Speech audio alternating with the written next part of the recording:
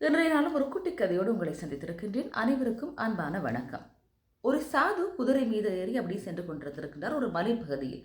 அப்போது அவர் செல்லும் வழியில் ஒருவன் மயங்கி கிடந்திருக்கின்றான். உடனே அவர் என்ன செய்திருக்கின்றார்? ஐயோ பாவம், இவன் மயக்கத்தை தெளிவிக்க வேண்டும் என்று சொல்லி குதிரையிலிருந்து இறங்கி அவன் அருகே சென்று பார்த்திருக்கின்றார். அவன் மூர்ச்சையுற்று கிடந்திருக்கின்றான். உடனே என்ன செய்திருக்கின்றார்?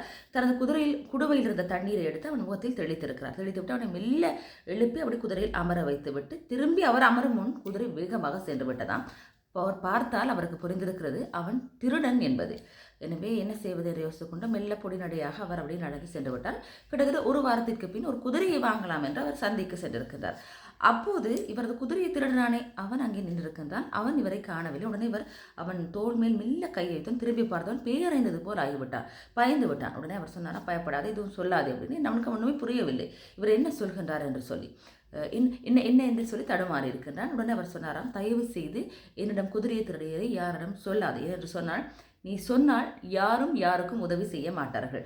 உனக்கு உதவி செய்ய போய் தானே நீ என் குதிரையை திருடிச் சென்றாய். எனவே உன்னால் நல்லவர்கள் ஒரு சிலருக்கு உதவி கிடைக்காமலே போய்விடும் என்று சொன்னாராம். உடனே அவன் வெட்கி தலை குனிந்திருக்கின்றார். ஒரு சிலர் செய்யும் இப்படியான காரியங்களால் யாருக்குமே யாரும் உதவி செய்யாத முடியாத ஒரு நிலை ஏற்பட்டு விடுகிறது என்று சொன்னால், நம்மை பொறுத்தவரையும் நினைத்து பாருங்கள். நாங்கள் நம்ம எடுத்துக்கொண்டால் ஒரு சிலருக்கு நாங்கள் உதவி செய்ய முன்வர மாட்டோம். அதனால் ஆபத்துகள் அதிகமாக இருக்கும் என்று நாங்கள் எண்ணலாம். ஆனால் உதவி என்பது கட்டாயமாக செய்யப்பட வேண்டிய ஒன்று.